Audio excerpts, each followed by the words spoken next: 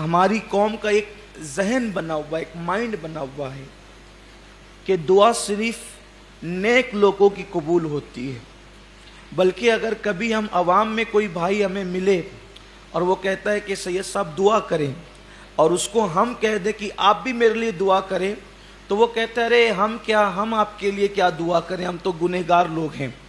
تو اس کا مطلب یہ ہے کہ آپ نے یہ سمجھ رکھا ہے کہ دعا صرف ایک مخصوص طبقے کی قبول ہوتی ہے اور باقی اور لوگوں کی دعا قبول نہیں ہوتی.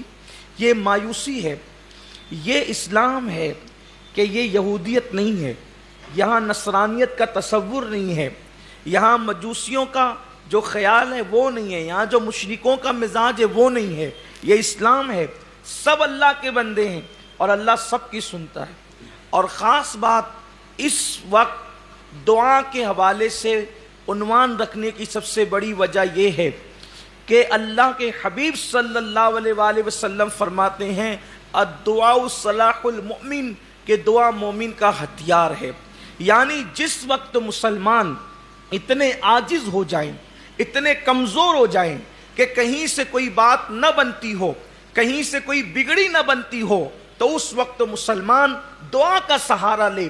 اس لیے کہ دعا سے بڑھ کر ہمارے لیے کیا اور سہارا ہو سکتا ہے، کیونکہ مومن جب دعا کرتا ہے تو اللہ تبارک و تعالیٰ اس کی دعا کو سنتا ہے. جیسا کہ آیہ کریمہ کی تلاوت کی گئی. میرے پیارے آقا صلی اللہ علیہ وسلم کے پیارے دیوانوں، اب بہت ہوش کے ساتھ آپ اپنے گوش سے سماعت کریں کہ دعا کی کیا برکتیں ہیں اور دعا کے فضائل کیا ہیں اور دعا کرنے والوں کی شان کیا ہے. اگر انسان کو دعا کی فضیلت پتہ چل جائے تو انسان دعا ہی کرتا رہے. بلکہ ایک مقام پر اللہ کے حبیب صلی اللہ علیہ وآلہ وسلم فرماتے ہیں الدعاء مخ العبادہ، کہ دعا عبادت کا سر ہے، دعا عبادت کا گودا ہے، دعا عبادت کا مغز ہے. یعنی کہ اللہ کے حبیب صلی اللہ علیہ وآلہ وسلم نے دعا کو وہ مقام عطا فرمایا ہے کہ جب کسی کو پتہ چلے دعا کی اہمیت، جیسے ساری عبادتیں جسم کا حصہ رکھتی ہے اور اس جسم میں دعا کا مقام سر کی طرح ہے. جیسے سر کے بغیر آپ کو کوئی انسان کا وجود نہیں بلکہ کسی جاندار کا وجود نہیں، ویسے دعا کے بغیر عبادت کا وہ مقام اور مرتبہ نہیں ہو سکتا.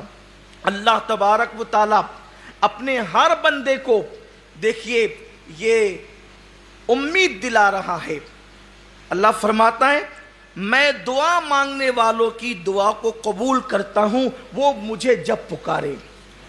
جب کوئی مجھے پکارتا ہے تو میں اس کی دعا کو قبول کرتا ہوں. اب یہاں خاص بات، یہاں اللہ نے نیک اور گنہگار کی کوئی قید نہیں لگائی. یہاں نیک اور گنہگار کی کوئی قید نہیں لگائی، بلکہ فرمایا کہ جب مجھ سے دعا کی جاتی تو میں دعا کو سنتا ہوں، پکارنے والوں کی پکار کو سنتا ہوں. اور دوسرے مقام پر فرمایا مجھ سے مانگو میں تمہیں عطا کروں گا، مجھ سے دعا کرو میں تمہیں عطا کروں گا. اور ایک آیہ کریمہ میں اسی سے لگ کر کے ہے کہ اللہ تبارک و تعالیٰ فرماتا ہے جو لوگ میری عبادت سے تکبر کرتے ہیں ان قریب جہنم میں جائیں گے ذلیل ہو کر. اللہ رب العزت فرماتے ہیں جو میری عبادت سے تکبر کرتے ہیں وہ ذلیل ہو کر جہنم میں داخل کیے جائیں گے. مفسرین فرماتے ہیں یہاں عبادت سے مراد دعا ہے، یعنی جو دعا نہیں کرتے میں ذلیل کر کے انہیں جہنم میں داخل کروں گا. جو دعا کرتے اللہ ان کو پسند کرتا ہے. انسان کا حال یہ ہے اگر اس سے کوئی مانگے تو انسان اس سے پریشان ہو جاتا ہے، انسان سے کوئی مانگے تو انسان اس سے بدظن ہو جاتا ہے، انسان سے کوئی مانگے تو انسان اس سے ناراض ہو جاتا ہے. مثال کے طور پہ اگر کوئی قرض مانگنے کے لیے آئے، کوئی پیسے مانگنے کے لیے آئے، کوئی چیز مانگنے کے لیے آئے، بلکہ ایک مرتبہ کوئی مانگنے کے لیے آئے اور ہم اس کو دے دیں اور دوبارہ جب وہ مانگنے کے لیے آئے تو ہم ادھر ادھر جو ہے وہ کرنے لگتے ہیں اور اس سے اپنا دامن بچانے لگتے ہیں. مگر قربان میرے رب کی عظمتوں پر، قربان میرے رب کی شان کریمی پر، اللہ فرماتا ہے اگر تم نہیں مانگو گے، دیکھو مانگنے کے لیے کیسے ابھار رہا ہے، اگر تم نہیں مانگو گے، تکبر کرو گے، نہیں مانگو گے تو ذلیل کر کے تمہیں جہنم میں داخل کر دوں گا. اوروں سے مانگو تو وہ ناراض ہوتے ہیں، اللہ سے نہیں مانگو تو اللہ ناراض ہوتا ہے. اللہ فرماتے ہیں مجھ سے مانگو میں تمہاری دعاؤں کو قبول کروں گا. اور پھر ایک مقام پہ فرمایا تو کیوں نہ ہوا. یہ آیہ کریمہ سورہ انعام میں آیت نمبر 43 ہے.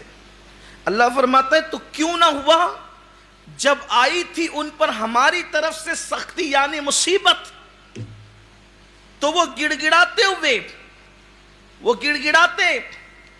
گڑگڑائے ہوتے, وہ ہماری بارگاہ میں عرضی کیے ہوتے, دعائیں کیے ہوتے, لیکن ان کے دل سخت ہو گئے, ان کے دلوں کے اندر سختی پیدا ہو گئی. یعنی اللہ فرما رہے جب تم پر مصیبت آئے تو تم میری بارگاہ میں گڑ گڑاؤ, دعا کرو, مجھ سے مدد طلب کرو تاکہ میں تمہاری مدد کروں.